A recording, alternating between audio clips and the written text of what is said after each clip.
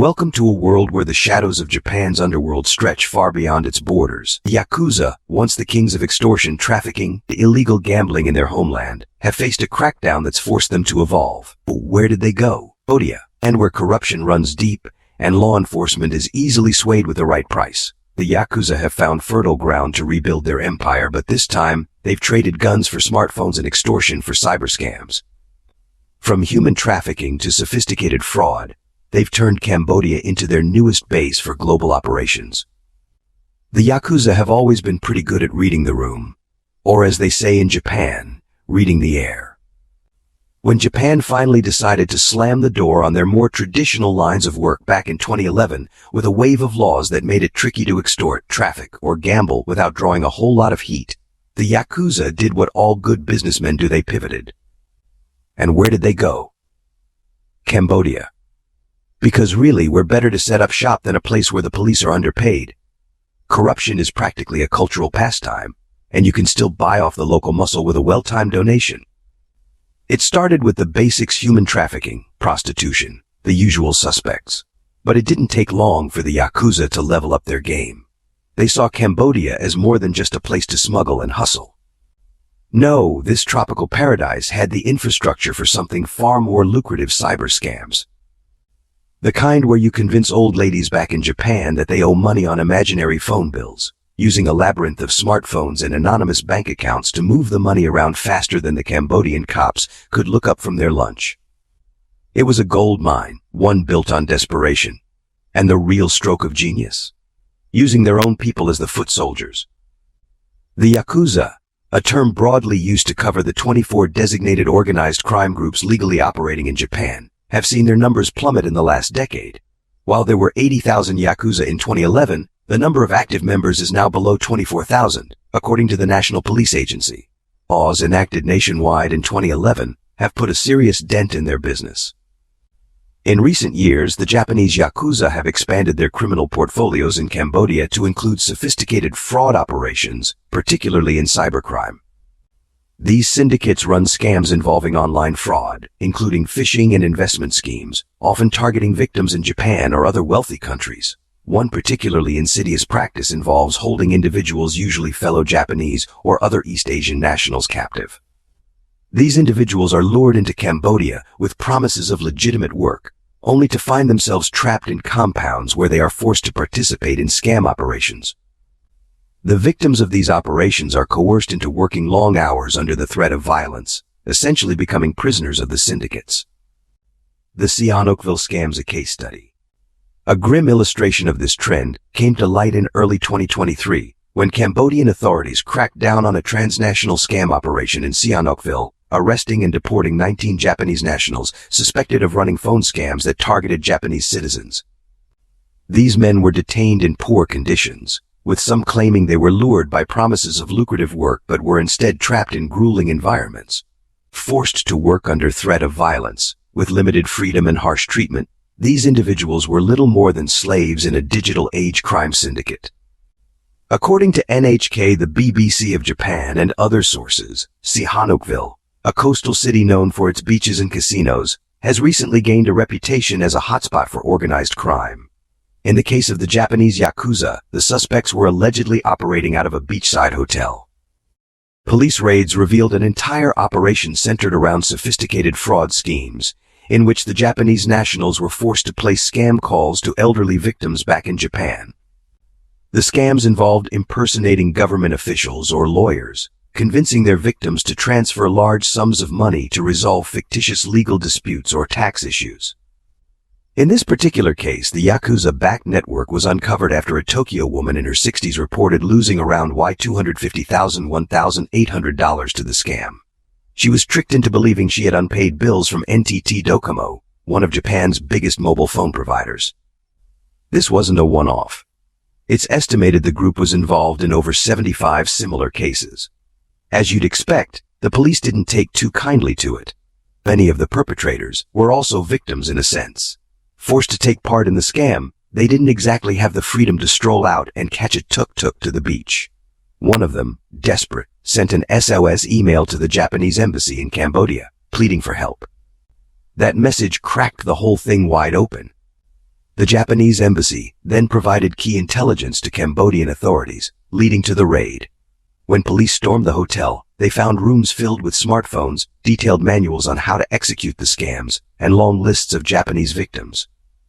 The operation was meticulously organized, with each participant assigned a specific role, from making initial contact with potential victims to closing the fraudulent deals. Sihanoukville's transformation from a sleepy beach town to a crime haven has partly been driven by the influx of Chinese tourists and investors, who have fueled a booming casino industry. This environment where gambling, drugs, and human trafficking intersect provides fertile ground for organized crime to thrive. The Yakuza in Japan exist in a legal gray zone. They are regulated but not banned. Their members have business cards, and their offices are well known. You can easily visit the brick-and-mortar headquarters of the Inagawa Kai or the Sumiyoshi Kai in Tokyo. They are listed on the National Police Agency webpage. What happens after you knock on the door is your problem. But being regulated and watched makes it hard to do business. Yakuza members in Japan found it extremely difficult to have a bank account, a mobile phone, or even check into a hotel. When operating in Japan becomes nearly impossible, it's not surprising that Japanese Yakuza are increasingly moving their operations overseas. From Cambodia with love. It should surprise no one that the Sihanoukville incident wasn't an isolated case. In November of 2023, 25 Japanese nationals were arrested by the Saitama Prefectural Police for their involvement in an elaborate scam operation also based out of Cambodia. The group is accused of preying on the elderly by making fraudulent phone calls from Cambodia, leading to an estimate of at least 230 million yen, $1.6 million in damages across at least 8 prefectures in Japan. In a statement that speaks to the psychological toll of their criminal activities, some of the suspects reportedly expressed relief at being caught, because they were working against their will. The suspects, aged between 20 and 42, were arrested after being deported from Cambodia, where they had been detained in September of 2023. The group allegedly orchestrated several scams, including one in which they convinced a woman in her 70s, residing in Hokkaido, to part with $450,000 under the false pretense of resolving a fictitious dispute over nursing home admission. These individuals, it is believed, served as the callers placing deceitful calls to their Japanese victims from their base in Cambodia. The group had set up shop in an 8-story apartment building in Cambodia, reserving an entire floor as a dedicated calling center. When the authorities raided the premises, they discovered over 100 smartphones and computers, along with lists containing the phone numbers of elderly individuals, records of victims' personal details, and other materials that pointed to an organized effort to manage the scam meticulously. Adding another layer of intrigue to the operation, it was revealed that the scam-related paperwork was printed on water-soluble paper, presumably to enable the rapid destruction of evidence if necessary. The police are now delving deeper into the group's operations, attempting to untangle the command structure and determine the identities of those who masterminded the scheme. The conditions under which these individuals were operating in Cambodia are slowly coming to light. Statements from some of the suspects paint a bleak picture: long hours of work from 9 a.m. to 7 p.m., with only an hour's break, limited freedom of movement, and substandard living conditions. This case underscores the growing trend of Japanese scam operations relocating abroad, particularly to countries like Cambodia, where law enforcement can be more easily circumvented. The reasons behind this shift are multifaceted, including Japan's increasingly stringent crackdown on domestic fraud rings and the relatively lax oversight in countries like Cambodia or the Philippines. How did they get there? But what are a bunch of Japanese criminals doing in Cambodia anyway? Well, if you follow the breadcrumbs, it leads you back to Japan's underworld, the Yakuza. According to an investigator in the Saitama Prefectural Police, at least one key figure in this scam ring had ties to a designated organized crime syndicate in Kyushu, specifically an affiliate of the notorious Kudo Kai. Other members included former gangsters in the Yamaguchi-gumi, Japan's third largest organized crime group. Japan's Yakuza started planting their roots in Cambodia around 2010, after new laws in Japan made their traditional business models less sustainable. Cambodia, a land where bribery and corruption run rampant, was the perfect escape. There is one former Yakuza in the Yamaguchi-gumi, Japan's largest organized crime group, who told me of personally witnessing senior Yakuza figures whining and dining Cambodian officials in 2017, doing what they do best, using cash to buy off the muscle, be it the police or the military. They are adept at using the promise of candy or the whip to get what they want. And it's not just the foot soldiers setting up shop. Some of the most powerful retired Yakuza bosses have been known to relocate there too. Leading the way was notorious Tadamasa Goto, once a major player in the Yamaguchi-gumi, also found his way to Phnom Penh in 2010, where he set up a criminal empire. Note details of why this happened are covered in Tokyo Noir Scribe publications. The U.S. Department of Treasury took notice of his newfound career as a Cambodia-based mafia boss and put Goto on a blacklist. In December 2015, the Treasury's Office of Foreign Assets Control OFAC sanctioned Goto for his involvement in transnational criminal activities. Despite his expulsion from the gang in 2008 and subsequent relocation to Cambodia, Goto was accused of continuing to launder money and support Yakuza global operations. This action froze Goto's assets held in the U.S. and prohibits U.S. citizens from engaging in any financial dealings with him. It was part of a broader effort by the U.S. to target transnational criminal organizations under an executive order signed by President Obama in 2011, reinforcing the international pressure on organized crime groups operating across borders. This move by OFAC served as a clear signal that U.S. authorities were closely monitoring global organized crime networks and their supporters, no matter where they operated. It also should have been a warning. That was almost 10 years ago. The seeds of crime bear bitter fruit, indeed. The role of Cambodian corruption. At the heart of this problem is Cambodia's systemic corruption. Law enforcement in the country is weak, with many officers underpaid and overworked. As a result, criminal syndicates like the Yakuza can operate with near impunity.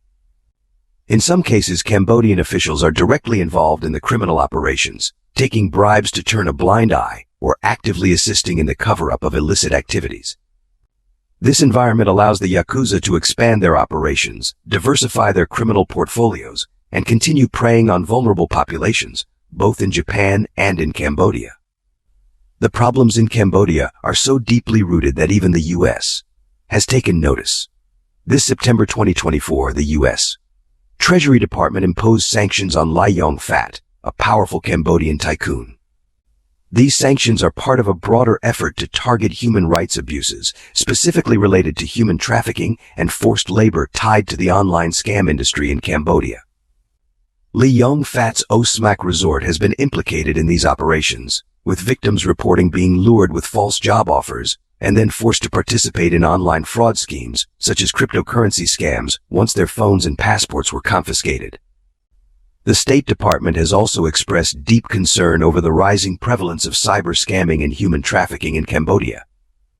In its 2024 Trafficking in Persons report, the department highlighted how Cambodian government officials have been complicit in these operations, often protecting or profiting from the scam compounds. The State Department emphasized that Cambodia's scam centers, like those operated by Lai Yong Phat, are responsible for systematic human rights violations, and that the U.S. remains committed to disrupting these operations and holding responsible parties accountable through sanctions and other measures. As Cambodia becomes a new frontier for organized crime, the lines between human trafficking, fraud, and drug smuggling blur.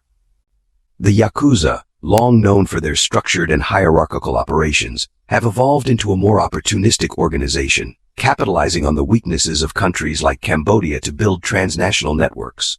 And they know the right people to bribe. For Japan, this presents a serious challenge, as its citizens are increasingly caught in the crossfire of these criminal activities, both as victims and as unwilling participants.